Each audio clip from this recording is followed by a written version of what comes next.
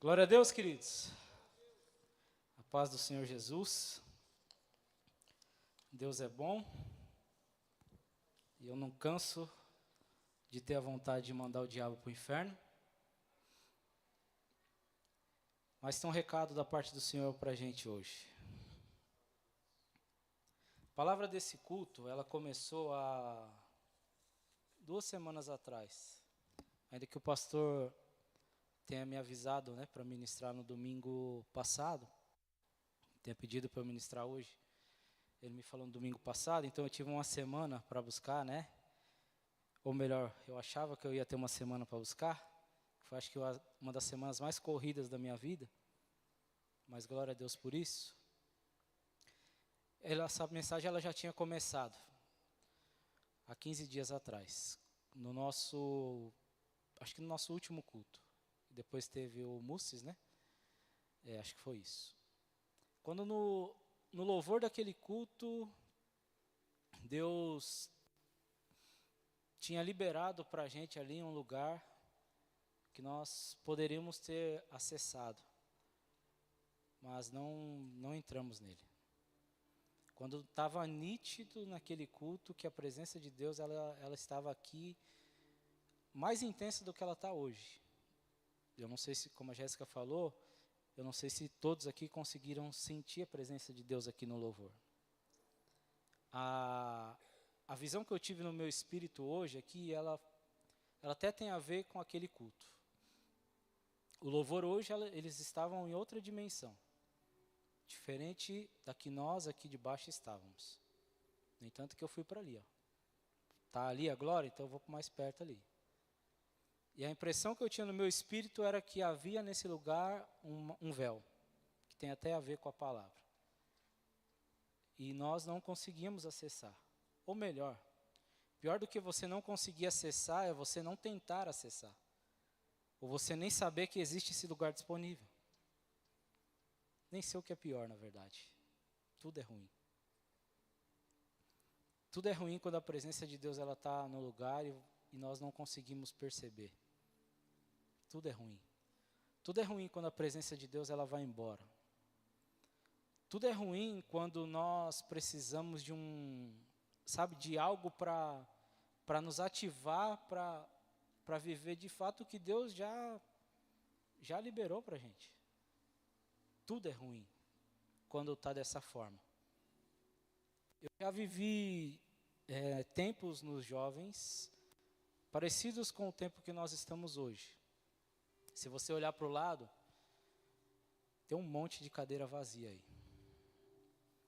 Eu não sei você, mas eu me indigno e muito com isso. Muito.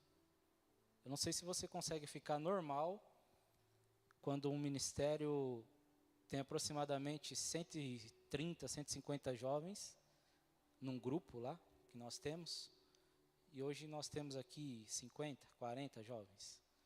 Quando no acampamento nós temos 130 jovens, ou mais, não lembro ao certo. E hoje nós temos um déficit aqui de 100 jovens. Eu fico, transtornado. Transtornado com o nosso, com a nossa inconstância. Isso me deixa, eu não tenho palavras para, nem eu me entendo quando eu estou assim. Sabe, porque a gente vê tanta glória de Deus, cara. A gente vê tanta manifestação de Deus nas nossas vidas. E por que ainda, isso acontece no nosso meio? Como eu estou pregando para jovens hoje, vou falar do nosso meio. Talvez eu até fale algo aqui em relação à igreja no contexto de reino. Mas hoje eu estou aqui para pregar para você. Hoje Deus me colocou aqui para pregar para você. Que você abra o teu coração nessa noite. Que hoje seja uma noite de você, de verdade, se rasgar diante de Deus. Eu vejo essa noite não como um chacoalhar do Senhor, mas como um despertar dele para nós. Talvez seja hoje a última chance dele. É difícil falar isso, porque Deus é um Deus tão... É difícil falar isso, depois de que o Robertinho abriu em Lamentações 3:23, que as misericórdias se renovam cada manhã. É difícil falar que talvez hoje seja a última esperança, né? A última noite, a última oportunidade. Mas eu tenho percebido que está muito perto de tudo isso passar de nós. Porque Isaías 59 vai falar, 55, acho que no verso 6, vai falar assim, olha, busquem ao Senhor enquanto se pode achar, enquanto está disponível para vocês. E cara, nós temos deixado passar essa glória. Você consegue perceber isso? Você consegue perceber que era para nós estarmos na mesma pegada que nós vivemos lá no acampamento, quem esteve? Ou quem não esteve, talvez em outras experiências também profundas que você teve com Deus. Nós falamos muito, né, sobre primeiro amor e tudo mais, e eu não entendia, às vezes, quando o pastor Marcelo ministrava, e ele falava que isso de primeiro amor, para ele nunca aconteceu. E eu falava, caramba, eu na minha inconstância, a hora eu estava tão bem, a hora não, eu acho que eu vivi esse negócio. Mas, sabe, de fato, quando nós permanecemos na presença de Deus, o amor ele pode até, sabe, ficar guardadinho ali, mas ele ainda está aí. A chama do Senhor ainda está no teu coração. Da mesma intensidade, eu quero declarar isso aqui, na mesma intensidade que um dia ela esteve, quando você entrou por aquela porta, ou talvez em outra porta, quando um dia você entrou na porta do teu quarto lá, trancou e só saiu dali, enquanto você não quis sair dali, na verdade, enquanto você não ouvia Deus falar. Quantas experiências você já teve com Deus que não era para você estar hoje vivendo o que está? Quantas experiências? Quantos milagres você já viveu em Deus, cara? E a minha Bíblia vai falar que Ele é o mesmo, Ele ainda continua fazendo tantas coisas, cara. Mas eu quero te dar, talvez hoje, uma resposta. Se você abrir teu coração, isso vai ser uma resposta para você. Por que então, pastor, que minha vida ainda segue um caos? Por que então, pastor, que ainda eu tenho dificuldades em avançar em alguns momentos? Por que ainda, pastor, eu ainda sou de joelho vacilante? Por que eu ainda sou tão inconstante na fé? Por que no sábado eu chego aqui, no final do culto, quando eu tenho um mover, eu quero subir pelas paredes aí, mas na segunda-feira que eu tenho um mundo lá fora, é uma luta só. Por quê? Se você abrir teu coração, o Espírito Santo vai nos responder hoje. Ele vai te falar por quê. Eu já quero te adiantar que Deus não erra. Eu já quero te adiantar que não tem nada errado com Deus.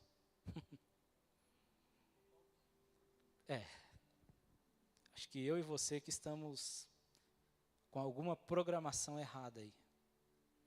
Algum vírus entrou aí dentro de nós que precisa formatar novamente. Está igual meu computador, Renan, está mais lento que tudo. Não sei que bicho que entrou nele. E assim as nossas vidas. Precisamos urgente, cara, de ver algumas coisas aqui na palavra para ver se mexe de novo em nós. Nós cantamos aqui um louvor, eu até deixei ele separado aqui, a letra dele, mas você conhece, que ele falava assim, né, ó, tudo está preparado aqui, a casa e o meu coração também. Tu és o único motivo que me fez chegar. Eu queria que você se perguntasse, de verdade, eu falei que hoje seria um culto de rasgar o coração, de verdade, o Senhor foi o único motivo de você estar aqui hoje? Eu vou ser mais claro. Ou foi uma escala? Ou foi alguém que você precisava ver? Ou foi um compromisso que você precisava honrar com homens?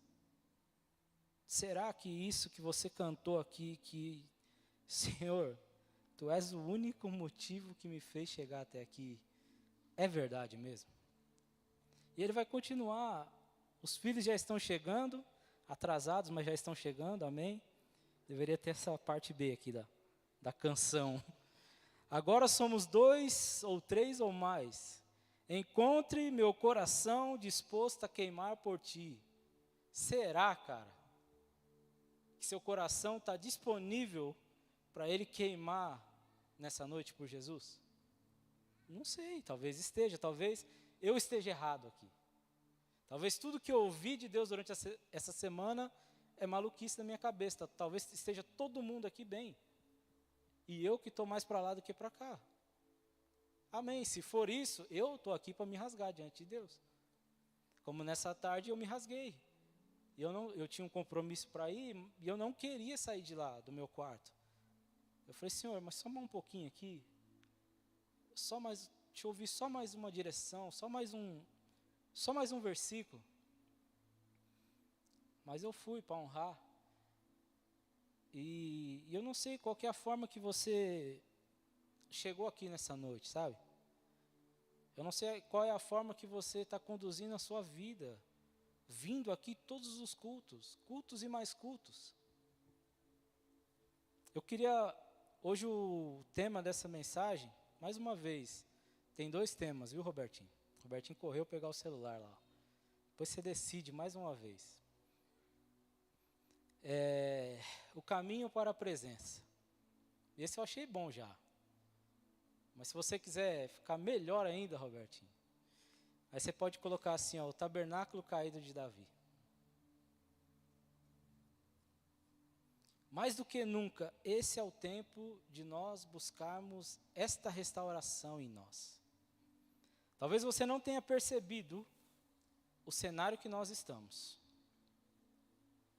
Onde tudo é normal, onde tudo é uma, não sei se essa é a palavra, mas, sabe, é uma irreverência com as coisas de Deus. Talvez agora eu esteja avançando um pouquinho e falando a nível de reino, né? É uma irreverência, tudo pode. Posso ir na casa de Deus de qualquer jeito, eu posso louvar, cantar qualquer louvor. É uma irreverência. Mas para nós, jovens, eu coloquei outra palavra. Talvez se eu falasse reverência ia te chocar. Para nós eu coloquei uma indiferença. Cara, é uma indiferença nas coisas de Deus. Parece que está tudo bom. Quanto egoísmo há no nosso coração. Quanto de nós, sabe, quanto pensamento em nós tem tomado a nossa vida. Quanto tempo faz que você não tira um dia da tua semana para orar por alguém? Não, hoje eu vou ligar para essa pessoa. Falou, irmão, tá tudo bem com você? Ou quanto tempo, né? Isso até para mim agora que fazia tanto isso.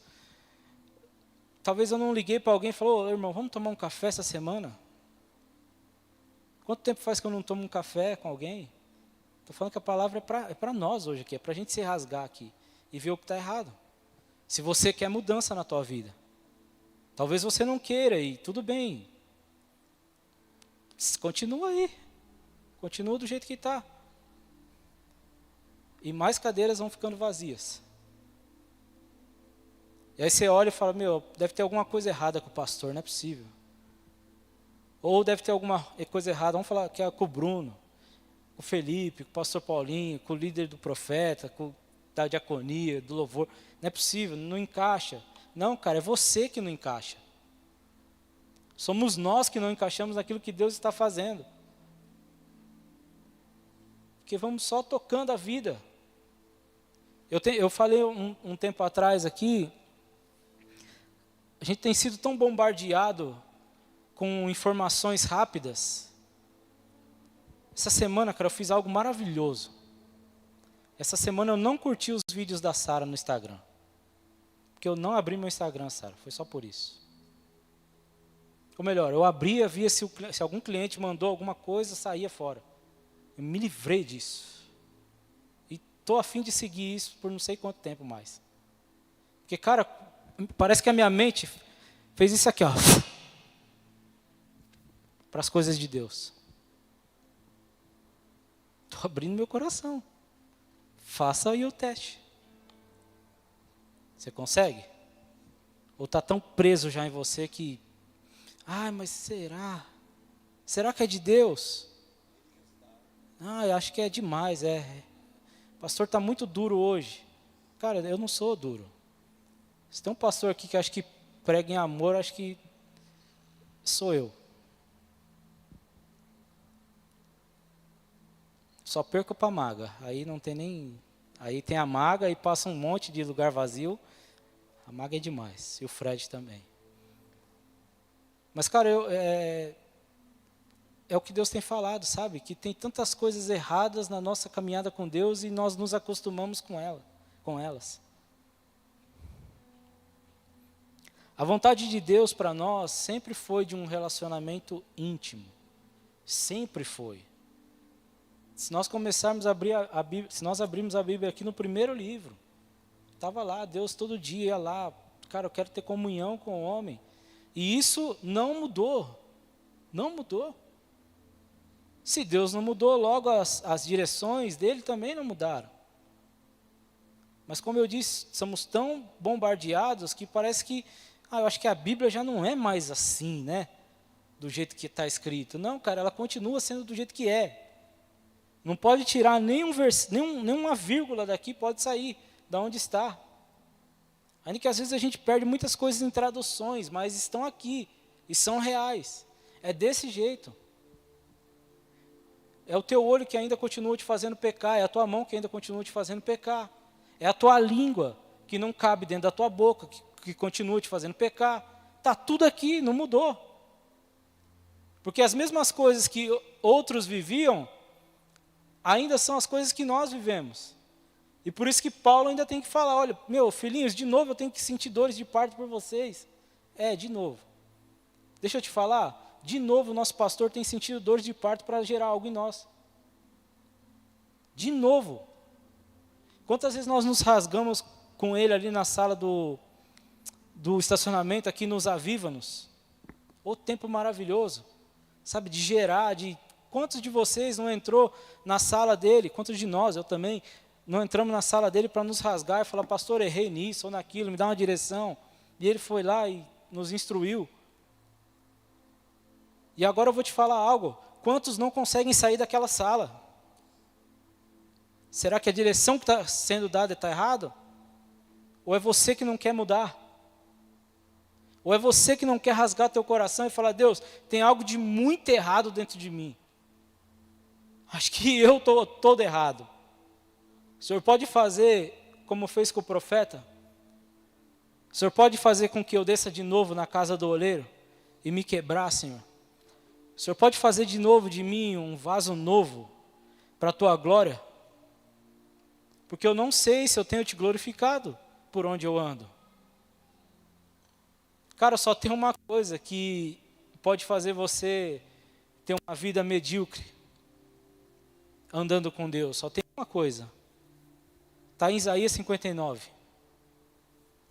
Eis que as mãos do Senhor, elas não estão encolhidas, para que não possa salvar, que não possa te abandonar. Mas que o que atrapalha? O meu e o seu pecado. O meu e o seu pecado fazem separação entre nós e o nosso Deus. É só isso que atrapalha. Então está até fácil a resposta. Se tem algo dando de errado, eu estou errando em alguma coisa. Simples assim. Eu não vou contar de novo, mas eu tive uma experiência de quase morte. Já contei na última ministração que a gente conseguiu fazer aqui. Mas por quê? Porque tinha algo errado dentro de mim. Pô, mas você é pastor? Cara, e daí? Podia ser bispo. Podia ser ancião, como a apóstola me chamou, né, no dia da unção. Eu falei, Paulinho já é ancião aqui. Mas, cara, estava errado, tive que me consertar, tive que me rasgar com os meus pastores. Tive que me dispor, tive que pagar o preço. De falar, pastor, olha, é assim, está errado aqui, então vou tentar mudar. Cara, e virou uma chave. Eu não me conformava a entrar no meu quarto e a presença de Deus não está lá. Eu não estou falando de pecado, ainda que era um pecado meu, mas não estou falando de um pecado, sabe, que escandaliza e tal. Quando você não está na vontade de Deus, você já está errando, você já está pecando. Quando você já não está obedecendo aquilo que Deus, que você que ouve a voz de Deus e não avança, já está errado, já é um pecado. E eu estava dessa forma. Sabe, para falar isso, eu queria falar sobre o tabernáculo. Acho que o tabernáculo ele nos mostra muitas coisas ainda sobre a nossa forma de adorar, sobre a nossa forma de nos achegar a Deus. E tem um texto, queria que você abrisse comigo lá em Atos, no capítulo 15. Tem muita coisa aqui, não vai dar tempo de ler tudo, mas depois o Robertinho vai mandar a mensagem, se você quiser você ouve de novo e vai ser bênção. Atos 15, vou ler bem rápido aqui, do versículo 1 até o 17. Alguns indivíduos que desceram da Judéia ensinavam aos irmãos, se não vos circuncidardes segundo o costume de Moisés, não podeis ser salvos.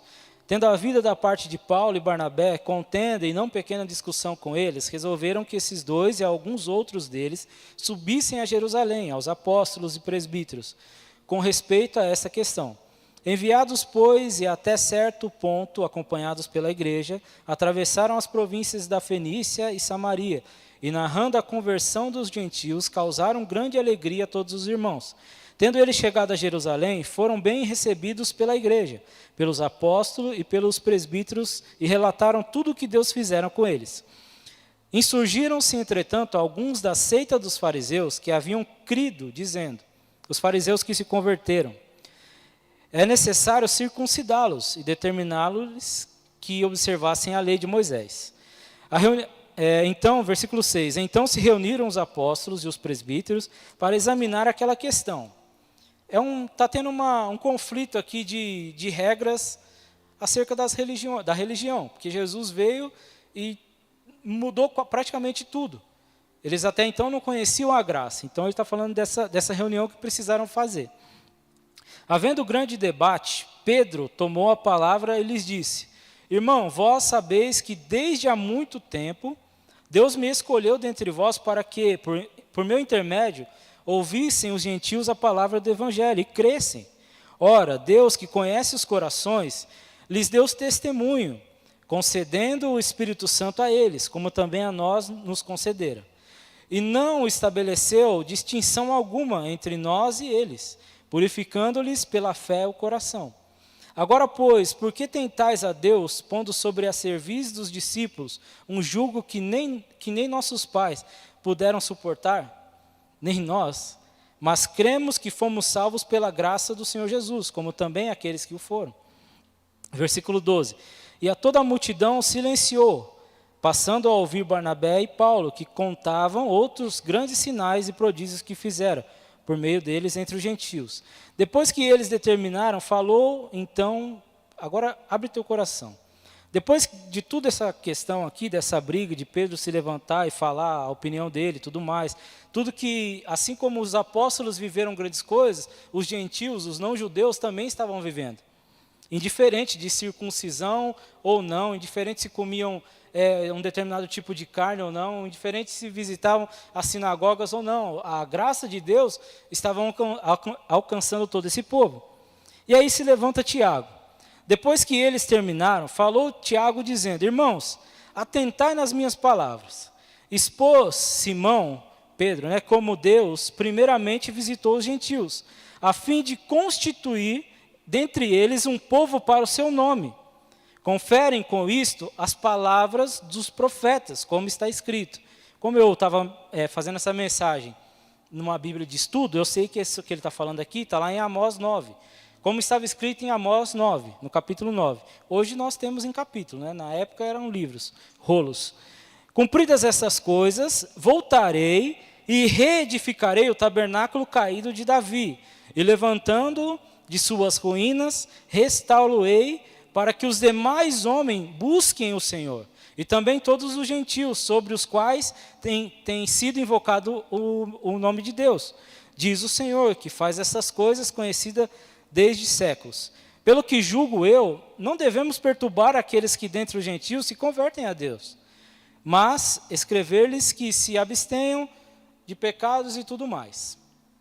Note que Tiago, ele se levanta para confirmar algo que Pedro já havia dito, que estava escrito em Amós, no capítulo 9, que esse período que eles estavam vivendo, esses conflitos, era o período que o profeta já tinha determinado, que era necessário chegar nesse tempo e restaurar um tabernáculo que se perdeu, o tabernáculo caído de Davi.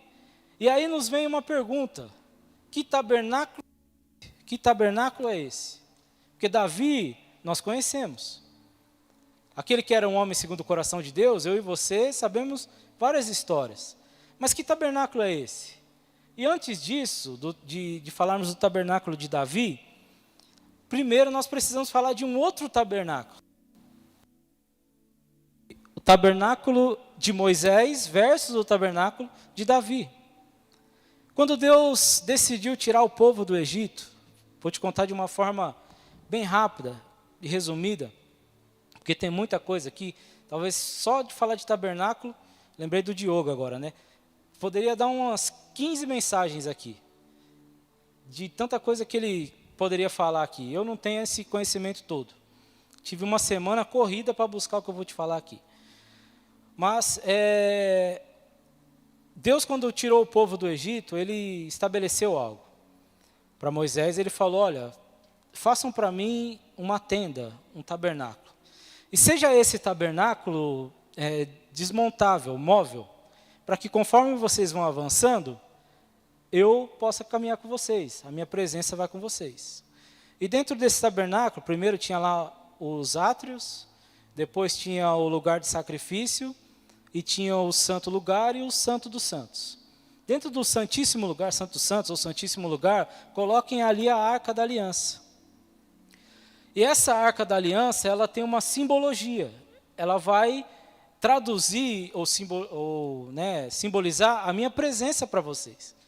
Vai mostrar a todo o restante, a circunvizinhança de Israel, que eu sou o Deus de vocês.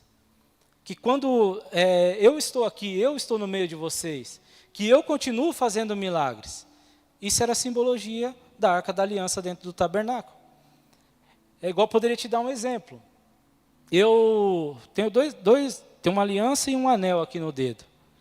A aliança prova que eu sou casado, muito bem casado. Mas se eu perder a aliança, como um dia eu já perdi uma, nem por isso eu deixei de ser casado. Vou reforçar, casados para sempre, muito bem casado. Nem por isso eu deixei. Assim como esse anel, eu ganhei no dia que eu fui ungido a pastor. Tem culto que eu não venho com ele. E não também só os cultos que eu vou ministrar eu venho, não. Hoje eu coloquei, achei ele lá e coloquei. Por quê? Porque esse anel não simboliza, não me faz, não me tira a unção de pastor. Mas ele simboliza, para mim, ele me faz lembrar, o dia que eu fui ungido, os pastores, nos deram esse anel. Me traz uma recordação, uma simbologia. Assim como a arca da aliança simbolizava a presença de Deus. E aí, o povo vai avançando, e eles até entram na terra prometida. Estou adiantando bastante a história, porque o horário corre. E aí eles chegam na terra prometida, chega o tempo dos juízes, chega um tempo de um profeta chamado Eli, que até era um homem segundo o coração de Deus, que até era um homem que andava nos preceitos de Deus, mas esse homem tinha 2 filhos, Rofini e Finéias, que a Bíblia fala que tratavam a arca como que tratavam a presença de Deus de qualquer jeito. Parecido com essa realidade que muitas das vezes nós vivemos hoje. Faziam coisas absurdas dentro do templo. E aí um dia os filisteus entram numa batalha com o povo de Israel. E Israel vai perdendo a batalha, vai perdendo a guerra ali. E aí esses 2, eles têm uma brilhante ideia. Opa, Estamos perdendo? Calma. Espera aí que a gente tem algo infalível. Nós temos a presença de Deus. Nós temos a arca. Manda buscar a arca de Deus e traz ela para a guerra. Porque é certo que nós vamos ganhar. E aí você sabe da história? Ou se não sabe, eu vou te lembrar como foi. Você acha que eles ganharam? Perderam. E nessa hora, a arca foi levada pelos filisteus. E nessa hora, um mensageiro lá foge dessa batalha, dessa guerra, e vai lá até a casa de Eli, e chega lá para dar essa notícia. Que mesmo Hofni e Finéias tendo se alegrado, porque não, agora a vitória é certa. Não, não é certa. Porque não adianta ter só a presença de Deus, se você a conduz de qualquer jeito. Se você não tem reverência diante dela. E por isso que eu comecei te falando que talvez muitas coisas na sua vida ainda não mudou. Porque você até anda com Deus. Mas, mais um culto. Hoje nem é o pastor que vai ministrar. Hoje eu não vou. Eu nem gosto da palavra que ele traz. É mais uma reunião. É mais um ensaio. É mais um acampamento. É mais não sei o quê. É mais uma reunião de intercessão. É mais tudo na sua vida. E é por isso que mais uma vez você está do jeito que está. Sem falar da sua vida lá fora. Porque aqui dentro, cara, você chega sorrindo, pelo menos. Você é uma bênção, você é, pastor, a paz. Mas e lá fora? Quando você não tem um pastor te cumprimentando? Quando você tem, às vezes, um filho do cão lá te insultando, te assediando, fazendo, sei lá, com a tua fé. E aí? Como você reage? Talvez você ainda não tenha vencido essa batalha, sabe? Porque a presença de Deus para você é só mais uma coisinha. Está lá. E aí a arca é levada e os mensageiros chegam lá para Eli e falam lá, Eli, a casa caiu. Porque Israel perdeu a guerra. E não só isso, os teus filhos morreram. Hofni e Finéias, cara, já era. E aí ele, e o que mais? Então, levaram a arca. A hora que falam para ele, isso está lá em 1 Samuel 4, tá? Eu não estou lendo para adiantar, estou te contando a história. 1 Samuel 4, de 17 a 21. E aí, dão uma mensagem para ele, falam, olha, e a arca foi levada. E nessa hora, Eli, que já era pesado, cego, a Bíblia vai dizer, já turva sua visão, cai da cadeira, quebra o pescoço e também morre. E aí uma das filhas, ou melhor, a nora de Eli, a esposa de um dos filhos dele, de Finéias, se eu não estou enganado, ela está grávida, e ali está próximo já a dar à luz, e ela fica desesperada e não entende, e também cai no chão com dores de parto e dá à luz um filho. E aí colocam o nome do filho dessa mulher de Icabó. Foi-se a glória de Deus, porque levaram a arca. Foi-se a glória de Deus. E aí eu preciso avançar com você na história. E aí passa-se anos e mais anos. Como eu disse, chega o tempo dos Samuel, chega o tempo de Saul. E o que mais me deixa indignado com tudo isso? Porque você pode estar pensando aí, então a glória se foi e o tabernáculo? Não sei. Não sabemos muito do que acontecia no tabernáculo, mas Israel em nenhum momento se preocupou que a glória que tinha ido embora. Passa Samuel, que ouvia a voz de Deus, que tinha de certa forma intimidade com Deus. Chega o tempo de um rei levantado pelos homens, pedido pelos homens, levantado por Deus, porque Saul também era escolhido de Deus. E a arca? E a presença de Deus? Talvez quantos cultos ainda continuavam acontecendo no tabernáculo, sem a presença. sem a presença de Deus. Porque a presença de Deus era algo indiferente. Se tinha ou não, se ela estava ali ou não. Quantas coisas poderiam ter acontecido se trouxessem a arca de Deus antes de tudo isso? Antes de tudo isso. Sabe, e a Bíblia vai nos dizer que essa arca para os filisteus, ela só trouxe azar. Tudo que você imaginar de acontecimento ruim aconteceu com os filisteus. Ainda mais quando eles tentaram olhar o que tinha lá dentro da arca. A Bíblia vai nos dizer que 70 deles morreram, foram fulminados. E aí eles têm uma brilhante ideia, já sabemos, essa arca traz... está terrível viver com essa arca aqui. Porque Deus sabe muito bem se defender sozinho. E aí eles falam assim, faz o seguinte, leva essa arca e abandona ela lá na casa de um judeu. Abandona ela lá na casa de Abinadab. E a Bíblia vai nos dizer que essa arca fica 20 anos na casa de Abinadab, aos cuidados do filho dele, Eliezer ou Eleazar, enfim, ou as duas coisas, não sei. 20 anos com esse sacerdote. 20 anos. E cara, nada muda na casa dele. É interessante que a Bíblia ela não nos dá muitos dados sobre isso. Não sabemos o que aconteceu ali ou o que deixou de acontecer. Mas, cara, como que a presença de Deus fica num lugar 20 anos e nada muda? Eu vou repetir. Quantos anos você tem de caminhada com Deus? Será que ainda está igual? Eu não posso acreditar nisso. Eu não posso acreditar porque Deus ainda continua fazendo milagres. Tem 3 crentes aqui, glória a Deus. Que Deus ainda continua fazendo milagres. Porque fica lá 20 anos, até que Deus levanta alguém segundo o seu coração. Até que Deus fala assim, já tenho escolhido um rei para mim. Que vai andar, como eu amo, que até o texto da nossa igreja aqui, 1 Samuel 2,35. Ele vai andar sempre diante do meu ungido. Eu vou edificar para ele uma casa firme. Cara, isso é demais. E aí Deus levanta Davi. E a primeira coisa que Davi vai fazer, o quê? Onde que está a arca? Onde que está o símbolo da presença de Deus? Deixaram lá na casa de Abinadab. Vamos buscar agora.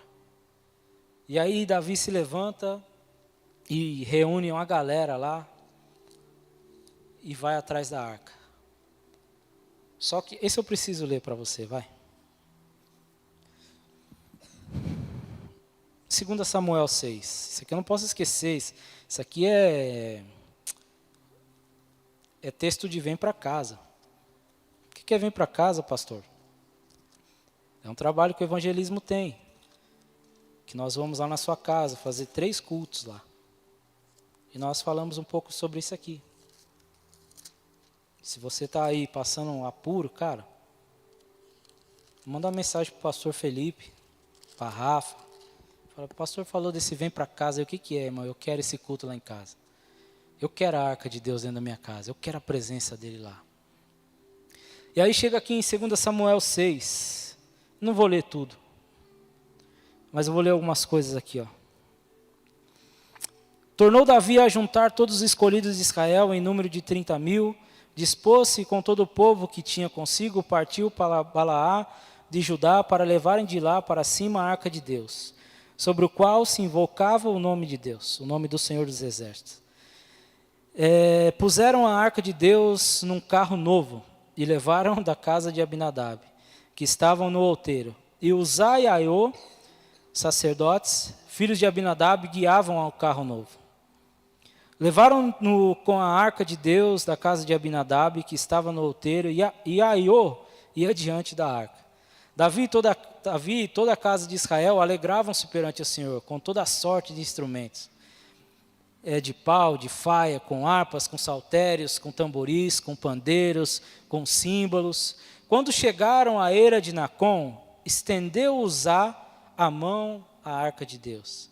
e a segurou, porque os bois tropeçaram. Então a ira do Senhor se acendeu contra Uzá, e Deus o feriu ali por esta irreverência. E morreu ali junto à arca de Deus. Desgostou-se Davi, porque o Senhor irrompera contra Uzá, e chamou aquele lugar Pérez Uzá até o dia de hoje. Então temeu Davi ao Senhor naquele dia e disse, só agora, e disse, como virá a arca de Deus então a mim? Como virá? E aí a história vai dizer que ele não quis trazer a arca naquele dia, porque ele falou, peraí, eu preciso entender como faz. Eu preciso entender, porque até então ele não sabia que a arca era algo relacional. A arca precisava não ser colocada sobre um carro de bois. A arca tinha um jeito certo de levar. A arca era tão relacional que ela precisava ser levada nos ombros. A presença de Deus ela é tão relacionada conosco que depende do nosso sacrifício também. Não um sacrifício de, não, olha, eu que faço, eu que posso. Mas um sacrifício de chegar mais a Deus, de negar a sua cruz, de tomar a sua cruz, né, e negar todos os dias a sua vontade. São sacrifícios. Davi então não tinha esse conhecimento até então. E aí muda a história, ele fala, não, então agora eu já entendi, mas antes, quer saber? Eu vou deixar essa arca na casa de alguém. Cara, por isso daquilo lá que eu estava te falando na intercessão, você é louco. E aí precisa deixar a arca na casa de alguém. Do cara mais improvável, como eu e você somos. Na casa de Obed-Edom. A Bíblia fala que Obed-Edom ele era de Gate. Sabe quem nascia em Gate o que era? Filisteu. Era só um filisteu. Era só o povo inimigo de Deus. E aí a arca fica na casa de Obed-Edom. Eu não sei o que esse cara fez, cara. Porque em 3 meses que a arca ficou lá, a Bíblia vai falar que ele mudou toda a sua sorte. Toda a sua sorte. 20 anos na casa de um judeu, não faz nada. 3 meses na casa de um filisteu, muda tudo. Cara, que loucura é essa? Por isso que eu não me importo, eu tenho 30 anos de igreja, tá bom. Eu tenho 1 mês, entrei agora, cheguei agora, eu quero fazer, vamos estar junto. Fiquei sabendo que tem um discipulado aí, eu quero... Tá bom, cara, sua vida vai ser mudada, vem. Porque às vezes, quanto mais tempo de igreja, parece que mais difícil o negócio fica. Mais cascudo nós nos tornamos. Como é bom, cara, quando entra o cara que ele falou, você não me colocou no grupo ainda, por quê, cara? O cara é o primeiro que faz a inscrição do acampamento. E aí os líderes demoram 3 anos. No dia que a pastora fala, é o final, é o último dia. Aí vai lá. Se vai, né, ainda. Sabe, eu falei que eu ia pregar para nós hoje, né? Por isso que eu estou falando exemplos daqui. Que não acontece na igreja do André Fernandes. Acontece na nossa. Eu nem sei o que acontece lá, né? Na verdade. Acontece aqui. Sabe? Não dá. E aí Davi fala, então, cara, vou fazer do jeito certo. E aí ele entendeu tudo o que precisava. E aí ele falou, o quê? Vou buscar, vamos lá. Porque ficou sabendo que a arca mudou a vida de Obed-Edom. Vamos lá que eu quero isso aí, cara. Eu preciso trazer a presença de novo para Israel. Eu não aguento mais culto sem a presença. Acho que Davi era um segundo coração de Deus por causa disso. Porque ele ficava indignado, eu não aguento mais culto sem a presença. Eu não aguento mais, como eu comecei dizendo, da onde nasceu essa mensagem, eu não aguento mais ter uma glória de Deus ali e eu não consigo entrar nela. Ou eu nem sabia que ela estava disponível. Eu não aguento mais. Eu não aguento mais, como o pastor Paulinho começou falando, que peraí, que negócio é esse? Que o louvor estava em outra dimensão e aqui estava em outra. Talvez Davi era esse, cara, eu não aguento mais. E aí, Davi vai, busca a arca e faz agora do jeito certo. Ele falou assim, cara, eu já entendi. Uma das coisas que nós vamos fazer agora é, conforme nós formos andando com a arca, nós precisamos sacrificar. 6 passos, sacrifica. Porque nós precisamos lembrar que nós somos dependentes dele. 6 passos, sacrifica. Porque eu preciso lembrar que eu sou carente da sua graça. 6 passos, sacrifica. Porque eu preciso lembrar que se ele não for, então não me faça subir desse lugar. 6 passos, 6 na Bíblia, fala do homem. Fala daquilo que é o homem. Da nossa dependência dele. 6 passos, eu preciso me lembrar que eu sou totalmente dependente do Senhor. Que até agora eu tentei na força do meu braço. Que até agora eu tentei trazer a presença de qualquer jeito, mas não funciona assim. Eu preciso entender, Deus, como que é? O que precisa ser feito? Eu preciso ficar, cara, louco se eu não tenho a presença. Eu preciso ficar doido se eu estou aí agora no teu lugar e eu não estou sentindo a presença. Eu preciso ficar irado comigo. Eu não posso sair daquele culto, desse culto e falar assim, hoje não entrou. Não entrou para você.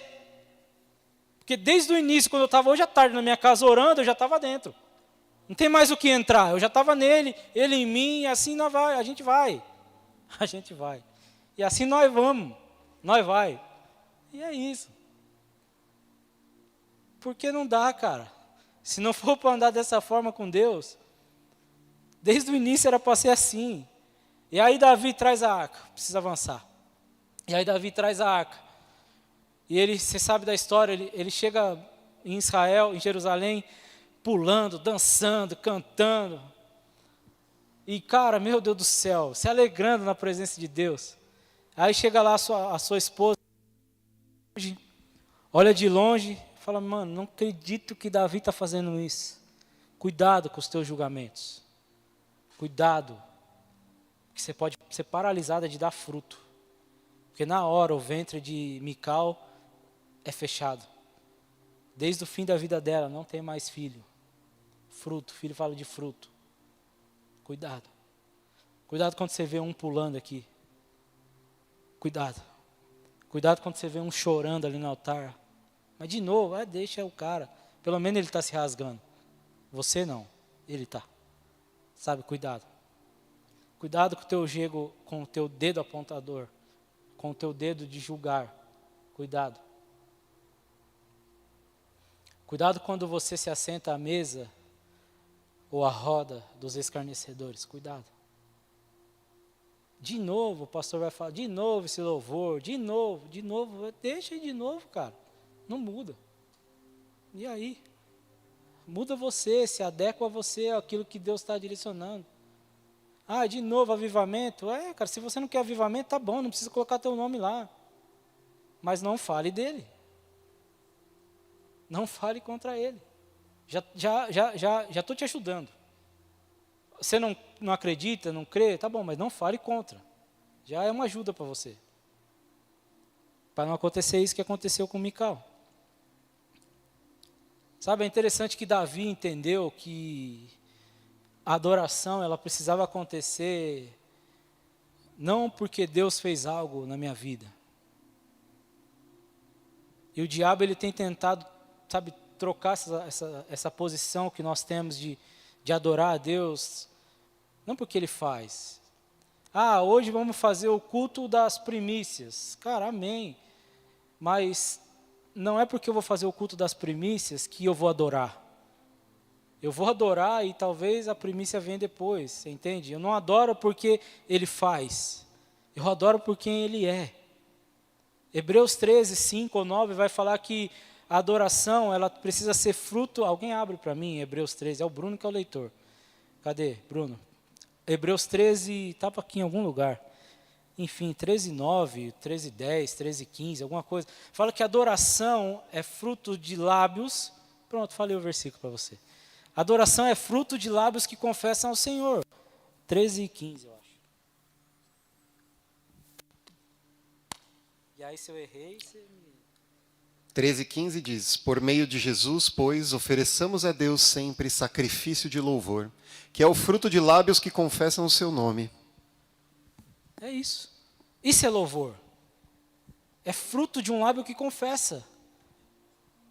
É sempre, sabe, estar ali e adorar. Indiferente de. É adorar ainda que a figueira não floresça, que não haja fruto na vide. É isso. Porque nós nascemos para isso. Mas não. Cara, ó, lembra que eu comecei falando nesse culto também, que, acho que eu não falei isso, mas uma boa palavra para a mensagem era contentados ou acomodados, não sei se existe contentados, com os átrios. Contentamento dos átrios. Porque a igreja tem estado, sabe, acomodada com isso. Só o átrio está bom. Eu não preciso nem chegar no segundo passo, que é diante da bacia do sacrifício. Porque aí já é pesado demais. Hoje é moda ser crente. Tá bom hoje. O que mais você vê... Bom, enfim, é isso. É moda ser crente. Mas e aí, vai avançar? Vai entrar no lugar santo? E aí Davi traz a arca, e aí o pessoal vai de encontro ao Davi e fala assim, Davi, bora, vamos trazer a arca, porque nós já preparamos o tabernáculo. Davi falou, o quê?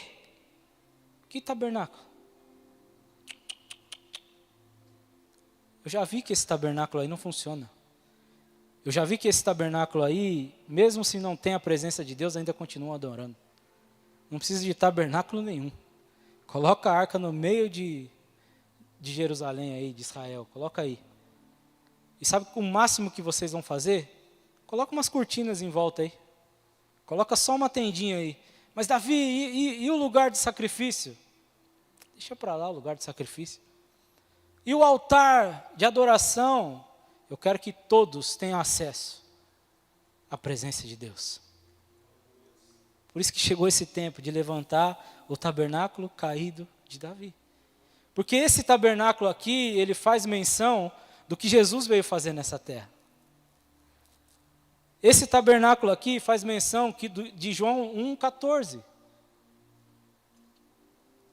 Que o verbo ele se fez carne, João 1,1, ele habitou entre nós. Ou no versículo 14, que Jesus ele veio e habita nessa terra, e ele veio para tabernacular conosco. Só esse tabernáculo de Davi aqui que faz essa menção. Porque Davi falou, não precisa colocar a tenda separando o povo de chegar até a arca, mas não. Porque eu não sei se você lembra, mas eu preciso falar. Eu não sei se você lembra como era a adoração antes. Ou como era para se chegar até a presença de Deus antes, no tabernáculo de Moisés. Era uma vez por ano que o sumo sacerdote entrava até a presença de Deus, até a arca, ouvia o que Deus tinha falado com o povo e transmitia. E o povo vinha não para ver a Deus, mas para ver o que o sumo sacerdote ouviu de Deus. Sabe o que isso me parece? Eu estou igual pastor agora. Vou subir também na cadeira. Estou igual meu pai. Sabe o que isso me parece? Não, ele não faz assim não, ele faz assim. Ó. Sabe o que isso me parece? Que uma vez por ano, o Ministério dos Jovens precisa ter um acampamento.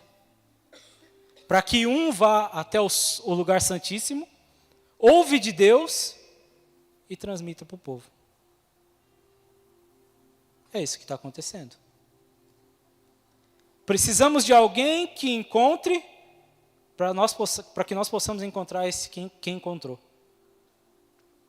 Está tudo errado. É o tabernáculo de Moisés. Sendo que tem um outro disponível para nós. Sendo que, como eu falei, o tabernáculo de Davi, ele é o que mais se aproxima do que Jesus veio fazer.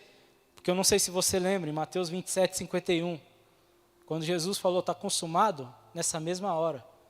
Mateus 27, 51. Estou todo arrepiado aqui, cara. O véu se rasgou. Não foi de baixo a cima. Porque não depende de nós. É para mostrar que é do céu para baixo. O véu se rasgou de cima a baixo. para que nós pudéssemos ter acesso. Mas nós não queremos pagar o preço. Nós não queremos. Por isso que o povo fala para Moisés, Moisés, fala você conosco, não fale Deus. Porque nós não queremos ouvir a Deus. É por isso que um Instagram de um pastor famoso aqui, e ele é uma bênção, não estou falando dele, mas cresceu nos últimos tempos, quando ele colocou lá, manda aí sua pergunta, manda aí sua dúvida. Por quê? Porque você não quer pagar o preço de tirar a dúvida, de buscar, de orar, de jejuar, talvez para ter a resposta. Tem alguém que traz a resposta para você. Tem um sumo sacerdote que foi lá, que entrou no átrio, no santo do santo, e buscou para você. Está tudo errado. Essa é a igreja de hoje.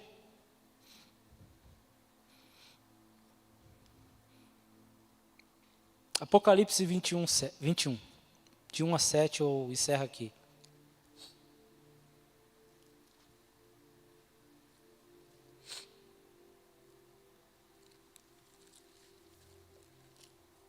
Você entende que você não precisa vir para esse lugar para para encontrar quem encontrou? Se você só entender isso nessa noite, tá bom. Apocalipse 21, de 1 a 7, diz assim: Vi novo céu e nova terra, pois o primeiro céu e a primeira terra passaram, e o mar já não existe. Vi também a cidade santa, Nova Jerusalém, que descia do céu, da parte de Deus, ataviada como noiva adornada para o seu esposo. Então ouvi grande voz vinda do trono dizendo: Eis o tabernáculo de Deus com os homens. Deus habitará com eles, e eles serão povos de Deus. E Deus mesmo estará com eles. E lhes enxugará dos olhos toda lágrima. E a morte já não existirá. Já não haverá luto, nem pranto, nem dor, porque as primeiras coisas passaram. E aquele que está sentado no trono disse: Eis que faço nova todas as coisas. E acrescentou: Escreve, porque essas palavras são fiéis e verdadeiras. Disse-me ainda: Tudo está feito. Eu sou o Alfa, o Ômega, o princípio e o fim. Eu, a quem tem sede, darei de graça da fonte da água da vida. O vencedor herdará estas coisas, e eu lhe serei Deus, e ele me será filho. É isso que Deus veio fazer, cara. É isso que está preparado para mim e para você. Mas enquanto isso não acontece, cara, você consegue abrir o teu coração, rasgar ele, para você chegar na presença de Deus? Porque o véu está rasgado já, não tem mais, cara. Esse véu que eu vi aqui, simbolizando talvez essa mesma palavra, não existe. Fala para mim que isso foi uma coisa na minha cabeça. Que você tem acesso a isso.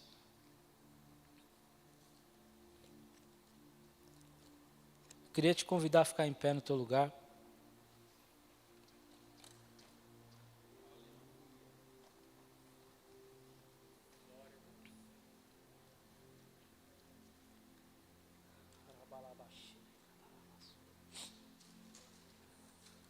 Deixa eu ler mais um versículo para você, vai. Só mais um. Sei que eu falei ele, mas deixa eu ler, vai.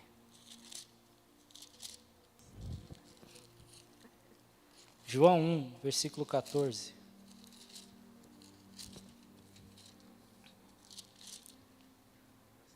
E o Verbo se fez carne e habitou entre nós. Se você procurar no hebraico aqui essa palavra, a original, e o Verbo se fez carne e tabernaculou entre nós. E tabernaculou conosco, cheio de graça e de verdade. E vimos a sua glória, glória como do unigênito do Pai. Sabe, queridos, tem acesso para você aqui. Tem livre acesso para você aqui. E você não precisa provar para mim que você quer acessar. Eu só gostaria muito de te ver acessando. Só isso. Ah, você não sabe, pastor, a semana que eu tive. Eu sei. Eu sei a semana que você teve. Eu sei porque no louvor eu vi aqui muitos de vocês, daqueles que estavam aqui no começo. Eu vi fardos sobre os seus ombros. Estava pesado. Não precisa ir muito longe. Ó. Quem chegou cansado aqui? Ó? Levanta a mão aí.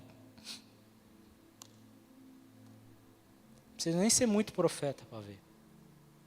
Semana puxada. Sabe o que... Tem uma frase, eu não vou lembrar ela toda, mas... Acho que é o pastor presidente pai do André Valadão. Márcio Valadão. Eu ouvi ele falando uma vez. Ele falou assim que o que cansa não é fazer a obra de Deus. O que cansa é o pecado. Como isso é verdade? Está cansado? Alguma coisa tem aí que você precisa alinhar. Ah, eu não estou sem tempo. Já estou te dando uma dica. É aí. Ache tempo para Ele. Mas eu estou trabalhando demais. Eu também estava. E estava um caos a minha vida. Aí eu parei tudo. Falei, Senhor, eu vou fazer só o que dá agora. Ainda estou trabalhando muito.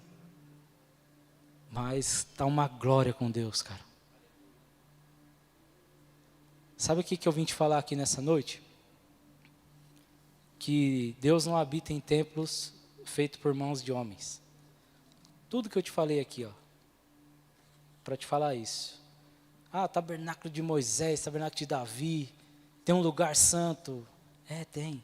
Ou, melhor, que a gente tem que tentar deixar ele santo. Esse lugar é você. Que é o seu coração onde ele quer habitar.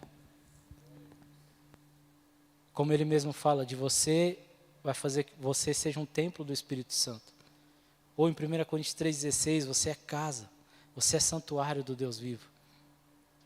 É você o tabernáculo dele. É você que ele quer tabernacular. É você. Ah, mas eu estou tudo errado. Ele vai limpar, fica em paz. Mas você precisa se rasgar. Aí ele limpa. Amém, queridos? Glória a Deus. Fecha os teus olhos aí. Curva a tua cabeça.